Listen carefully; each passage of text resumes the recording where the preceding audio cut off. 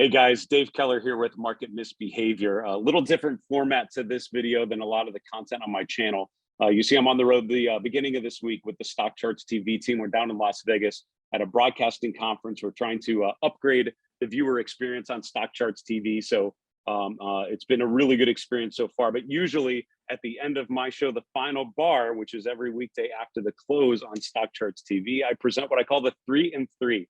3 charts in 3 minutes. And the goal is to sort of hit on some of the key technical themes of the day, most importantly, connecting the short-term movements, what I call the flickering ticks of the trading day, with the long-term trends. So here, in a little different format, I'm going to share with you what my 3 in 3 would have been if I'd had a live show today on Tuesday, April 26th. So this is 3 key charts in just under 10 minutes. If this sort of thinking, by the way, is of interest to you about technical analysis, behavioral finance, investor psychology, trend, momentum, breadth, sentiment, all that sort of things of interest, I hope you'll subscribe to my channel. Also give the video a thumbs up if you appreciate it. We'd very much appreciate that back. Finally, put a comment below. Which of these 3 charts do you think is most important to make sense of this current market environment and why? Now let's get to the 3 charts. The first one is a daily chart of the S&P 500. Often when I show this chart on my show, by the way, we zoom into the last 6 to 12 months, and you can see all the little annotations, little horizontal lines that you may be familiar with if you watch my show regularly. They're all compressed on the far right side of the chart, because what I wanted to do is bring back the March 2020 low, because if you start the clock at March 2020 and go to the high in late December, early January of 2022, this sort of rotation lower that we've seen year to date in 2022 puts things into proper context, I think. A couple of things that I think are good takeaways from this chart. Number one, I have always found when the market goes to the extreme, when the market goes to, when a chart goes to the lows of the time frame you're looking at, or when it breaks to new highs for the time frame you're looking at, it's important to bring in more data, because what it tells you is you're sort of off the page, right? You're going into uncharted territory, pun intended. And so if you really want to make sense of what's happening right now in terms of where we're at, in terms of key support and resistance levels, you have to bring in a little more data. So anytime the chart is at the lows or at the highs for the time frame you're starting with, always drag in some more data. So here we're actually bringing in about another year and a half, going back to early 2020, so we can put the last couple years into context and see what's actually happening here. So now we can see, really, I mean, again, in terms of key takeaways, number one, I had to bring in more data because we were almost to the bottom of that viewable area when I'm looking at the last year or so. I think that's important point number one. When we're getting to the low end of the range and I have to bring in more data, that tells me something about the relative weakness that we're seeing in the chart in recent days or weeks.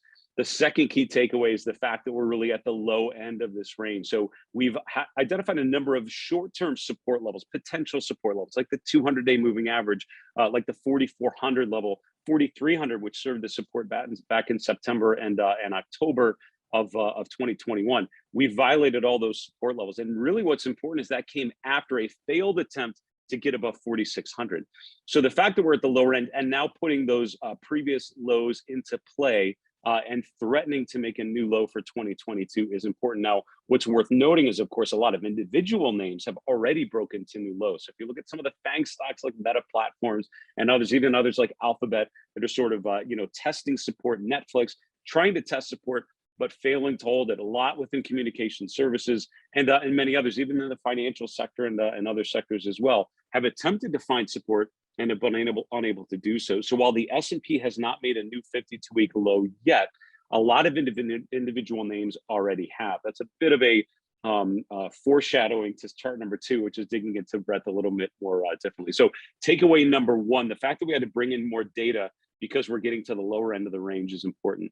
Number 2, the fact that we're testing those key short-term lows and focusing on that sort of range. I've talked about 4,200 being a key level for quite some time. That's why this a low in January didn't really surprise me. That's a 38.2% retracement level from September 2020, which was probably the most significant consolidation phase after the original low in March in the year 2020. So I'm taking that as the beginning of the Fibonacci analysis. I'm taking the January 2022 high as the second point.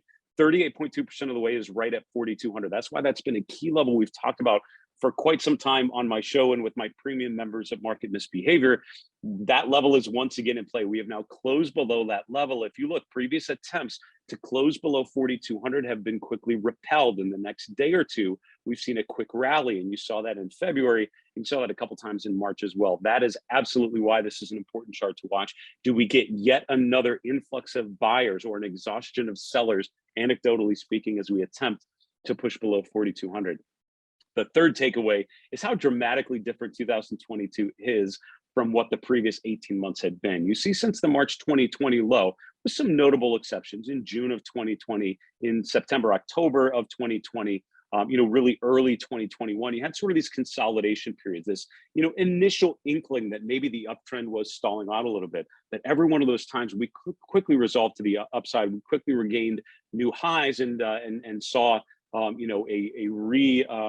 re-exertion of the bullish phase.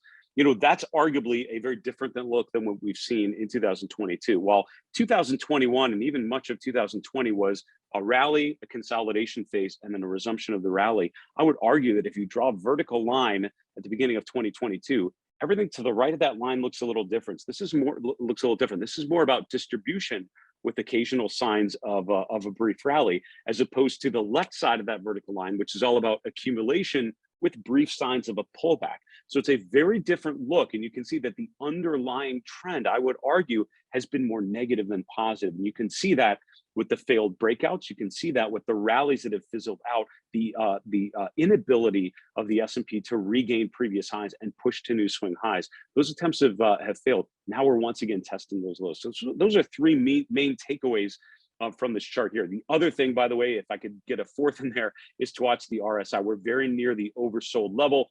Oversold on its own just means that the stock price is down a lot. The last time the RSI on the S&P 500 was oversold was in January. Now, granted, that was a buyable rally. And I tell you, when the market rolls over like it has so significantly recently, right, in the last week or two, you'll get a lot of people expecting a short-term bounce. I think that's a totally reasonable thing to expect. However, it's all about how that short-term movement fits into the longer-term trend.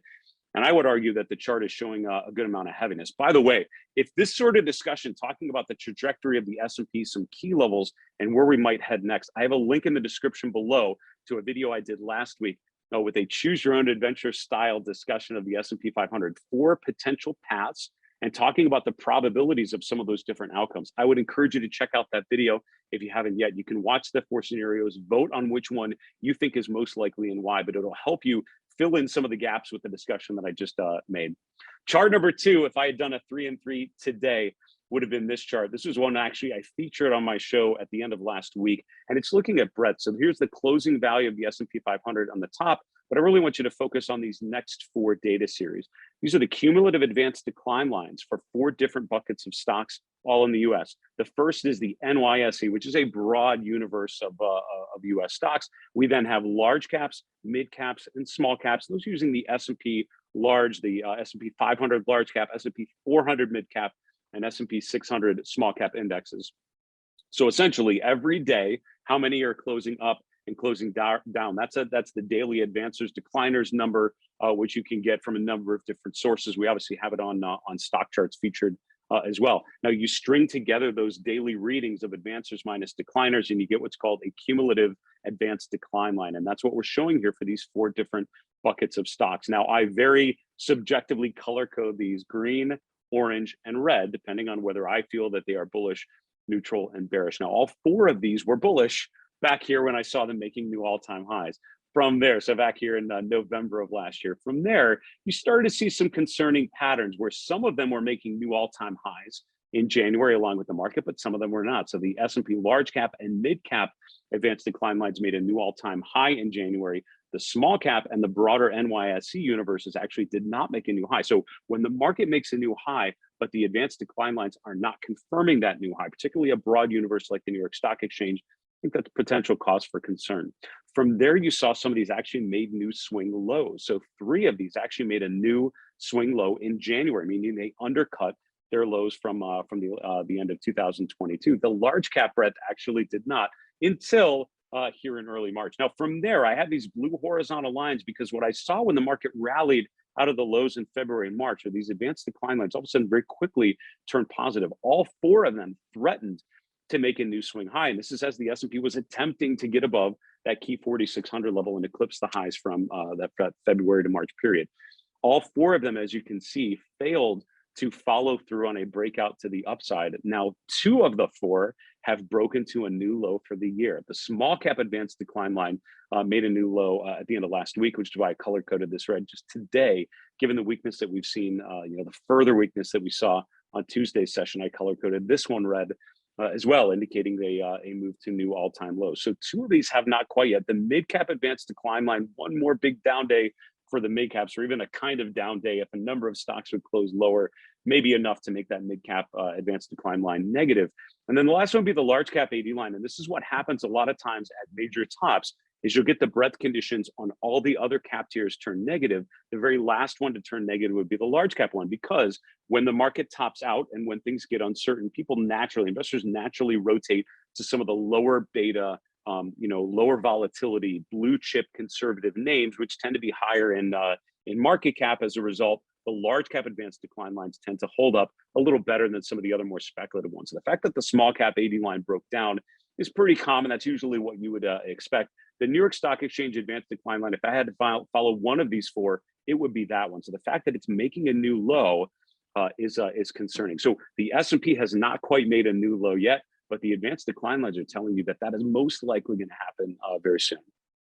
The third chart of my 3 and 3, I simply called the chart. And with my premium members of Market Misbehavior, we reviewed this chart pretty regularly. In my weekly report on Friday, we actually highlighted this chart as we have in recent months, talking about the deterioration. What this does is it hits on some of the key metrics that I follow to really understand the dynamics of the market. And I call it the chart because about once a quarter, a couple times a year, I will create a chart just called the chart with the date on it. So this is the chart for April. And what I basically do is highlight some of the key metrics that I'm following to gauge the overall strength of the equity markets in the US. And you can see that there are 5 lines. We'll start from the top. Number 1, the closing value of the S&P 500. Number 2, the NYSE advanced decline line. This is the same one that we reviewed on the previous chart.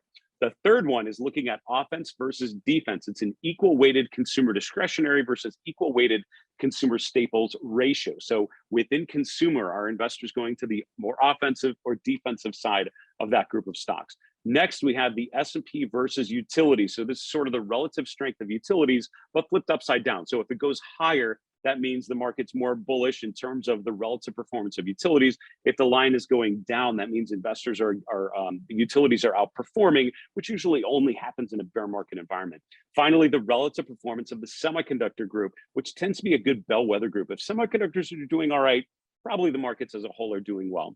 If you look at these bottom 4 series, you can see all 4 of them peaked out in November. Right, so all 4 of them, while the S&P made a new high at the end of last year, beginning of this year, most measures of breadth that I follow, most measures of sentiment, even certain indexes actually peaked out in November, like the Nasdaq did, while the S&P made new highs. So the deterioration was already starting to emerge in the 4th quarter of last year, telling you that 2022 is probably not going to start too particularly well.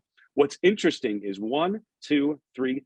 4 of these have made a new low for the year in the month of April. Only one of them has not, and that's the closing price of the S&P 500. This is a great, I think, chart to represent the strength of breadth and looking at ratios, looking underneath the hood, not just focusing on the top level indexes, but looking at some of the individual stocks and groups and themes that really tell the story of the movement behind the S&P 500. You can see that all 4 of these, beside the S&P, all 4 of these are now signaling a clear bear market phase. The only thing that has not done so yet is the closing price of the S&P 500. So I think this is a key chart. Why is this important to watch now? Does it tell us that the markets have most likely topped? Absolutely. Did it tell us that 2022 was most likely going to be pretty painful? Yes.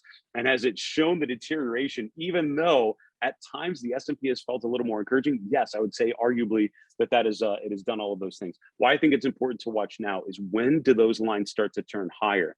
If you want to understand or anticipate when the S&P may be bottoming out, this is the type of chart I will watch. These are some great benchmarks, some great visuals that tell you the strength of this trend and show you some of the different ways to measure risk on versus risk off, how they're clearly signaling risk off. When these lines start to turn higher, that tells you that investors are moving away from risk off and back more into risk on mode.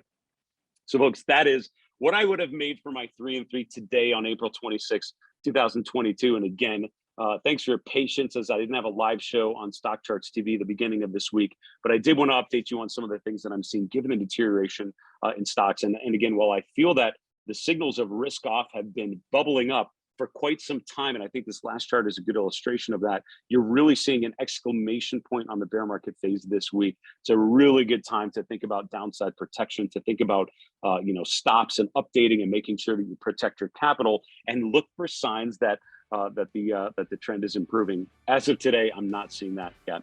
For Market Misbehavior, I'm Dave Keller. I hope you'd enjoy this video. Please give it a like if you appreciated it. We'll be back with you again later this week. Bye now.